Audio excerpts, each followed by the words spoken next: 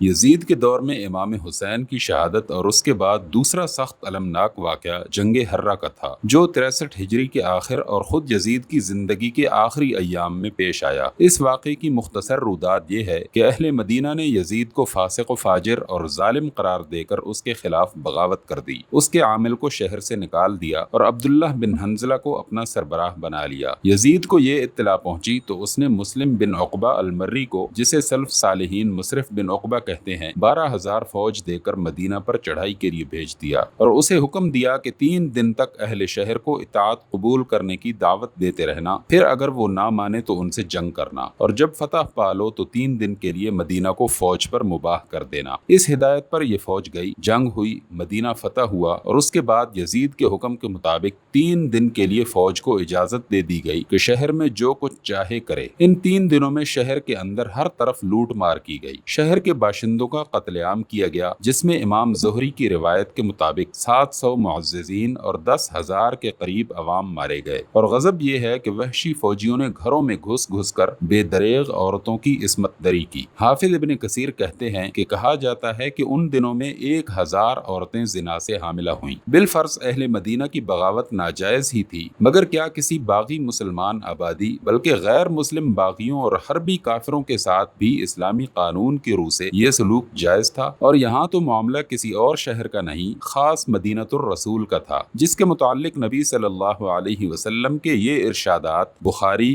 مسلم، نسائی اور مسند احمد میں متعدد صحابہ سے منقول ہوئے ہیں کہ مدینہ کے ساتھ جو شخص بھی برائی کا ارادہ کرے گا، اللہ اسے جہنم کی آگ میں سیسے کی طرح پگھلا دے گا، اور جو شخص اہل مدینہ کو ظلم سے خوفزدہ کرے، اللہ اسے خوفزدہ کرے گا، اس پر اللہ اور ملائکہ اور تمام انسانوں کی لعنت ہے، قیامت کے روز اللہ اس سے کوئی چیز اس گناہ کے فدیے میں قبول نہ فرمائے گا۔ حافظ ابن کثیر کہتے ہیں کہ انہی احادیث کی بنیاد پر علماء کے ایک گروہ نے یزید پر لعنت کو جائز رکھا ہے، اور ایک قول ان کی تائید میں امام احمد بن حنبل کا بھی ہے، مگر ایک دوسرا گروہ صرف اس لیے اس سے منع کرتا ہے کہ کہیں اس طرح اس کے والد یا صحابہ میں سے کسی اور پر لعنت کرنے کا دروازہ نہ کھل جائے۔ حضرت حسن بصری کو ایک مرتبہ یہ طعنہ دیا گیا کہ آپ جو بنو امیہ کے خلاف کسی خروج کی تحریک میں شامل نہیں ہوتے تو کیا آپ اہل شام یعنی بنی امیہ سے راضی ہیں؟ جواب میں انہوں نے فرمایا، میں اور اہل شام سے راضی ہوں، خدا ان کا ناز کرے، کیا یہ وہی نہیں ہے جنہوں نے رسول اللہ صلی اللہ علیہ وسلم کے حرم کو حلال کر لیا اور 3 دن تک اس کے باشندوں کا قتل عام کرتے پھرے اور اپنے نبطی اور قبطی سپاہیوں کو اس میں سب کچھ کر گزرنے کی چھوٹ دے دی، اور وہ شریعت دیندار خواتین پر حملے کرتے رہے اور کسی حرمت کی ہتک کرنے سے نہ رکے، پھر بیت اللہ پر چڑھ دوڑے، اس پر سنگباری کی اور اس کو آگ لگائی، ان پر خدا کی لعنت ہو اور وہ برا انجام دیکھیں۔ تیسرا واقعہ وہی ہے جس کا حضرت حسن بصری رحمۃ اللہ علیہ نے آخر میں ذکر کیا ہے۔ مدینہ سے فارغ ہونے کے بعد وہی فوج جس نے رسول اللہ صلی اللہ علیہ وسلم کے حرم میں یہ ادھم مچایا تھا، حضرت ابن زبیر سے لڑنے کے لیے مکہ پر حملہ آور ہوئی اور اس نے منجنیقیں لگا کر خانہ کعبہ پر سنگباری کی، جس سے کعبہ کی ایک دیوار شکستہ ہو گئی۔ اگرچہ روایات یہ بھی ہیں کہ انہوں نے کعبہ پر آگ بھی برسائی تھی، لیکن آگ لگنے کے کچھ دوسرے وجوہ بھی بیان کیے جاتے ہیں۔ البتہ سنگباری کا واقعہ متفق علیہ ہے۔ ان واقعات نے یہ بات بالکل واضح کر دی کہ یہ حکمران اپنے اقتدار اور اس کے بقا و تحفظ کو ہر چیز پر مقدم رکھتے تھے، اور اس کے لیے انہیں کسی حد کو پھاند جانے اور بڑی سے بڑی حرمت کو توڑ ڈالنے میں بھی باک نہ تھا۔